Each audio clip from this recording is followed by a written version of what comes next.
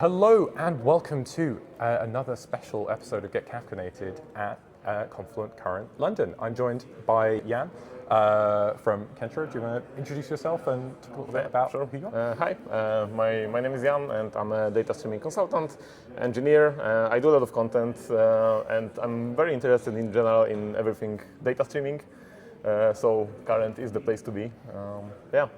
It's glad to talk to you here. It's great to talk to you today. So I'd love to chat a little bit about, obviously we're getting into the second day of Current now, but are there any particular highlights or talks you've enjoyed thus far? It's a fun experience to come to Current because it's very different than what I saw in the past on general, not focused software engineering conferences. Because I meet a lot of people that I've interacted with online, and this is my industry, so this is really fresh. And in the conversations, I try to feel what's happening, what people are thinking about, what's going on. So one of those I've already posted about, which is 3 people that I've talked to I talked to 2 of them, but 3 people or groups are building Arrow and data fusion stream processing. So this is interesting because apparently people believe that there is a space for a product, which is great because we might get some lightweight stream processing frameworks that build on the rewrite the data stack in Rust concept and Arrow. So this is one. This was cool because this was super fresh. I didn't really think about this before.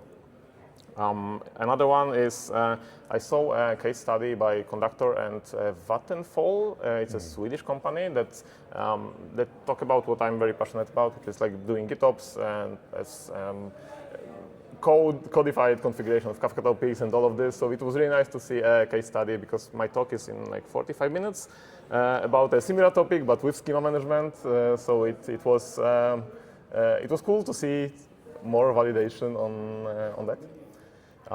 Yet another topic that looks like more of an interest on the side of vendors and people trying to fill out the market is still the converging of operations and analytics, which is like my most viewed video was about exactly this. So we have Kafka, we have Parquet, and what if we made them joined with TableFlow or any other iceberg integration?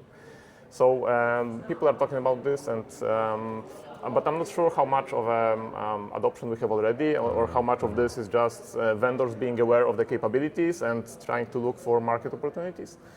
So this, very, very interesting and really great to just network and meet people that I've interacted with online.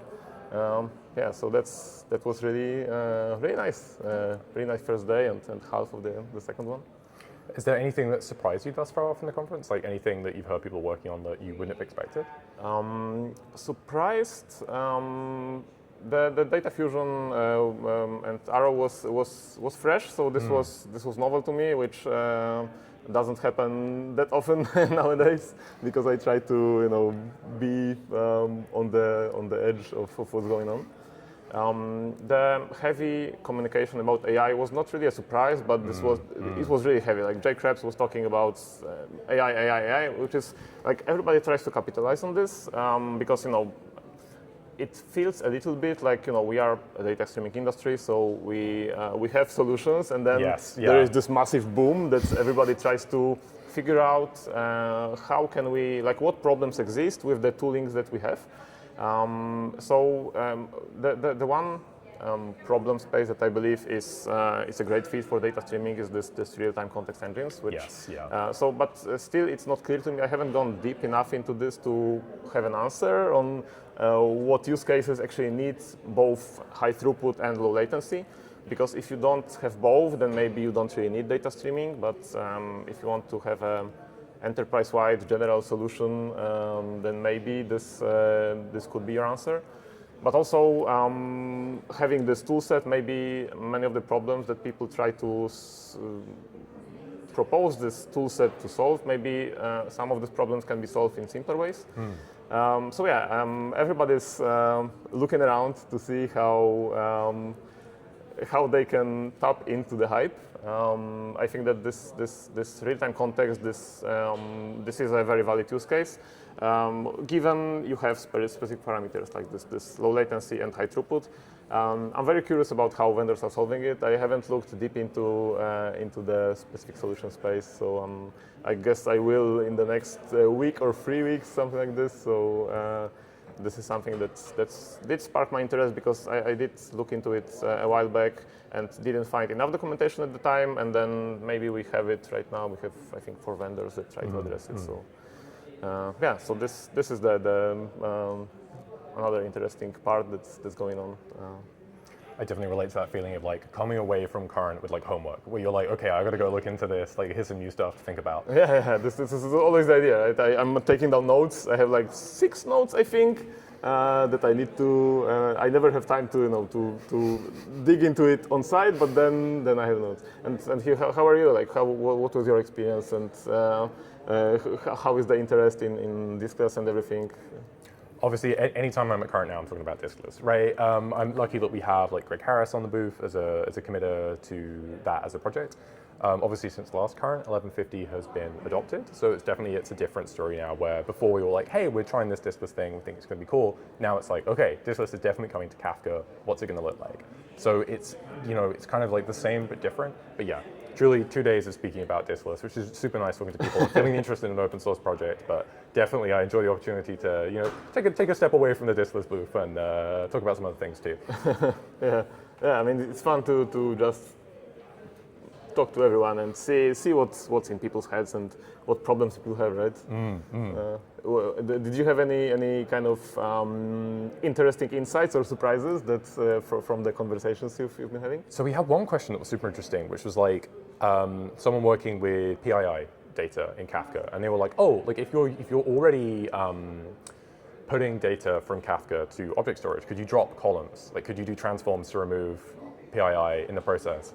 And I think like the initial reaction was like, "Ooh, that sounds confusing because your producer broker has different data to your consumer broker, and it kind of breaks the model." But then I think I think they're definitely like talking to some engineers on the team. They were like, "No, don't do that. That's going to cause all kinds of like troubleshooting headaches." I think talking to some PMs on our team, and we were like, maybe like there's a case to be made for that. But definitely, there's been a few things like that where people are like, they have these really novel edge case things that you could potentially do with this as Kafka, and I'm like, it doesn't do it yet, or maybe it never will, but worth thinking about. I saw a talk today that was, I think, the most interesting talk so far, which solves exactly this. This was by Kong, and they do event gateway on the edge, where they allow you to. It's not clear to me whether this is already there or this is purely theoretical, kind of abstract what you could do.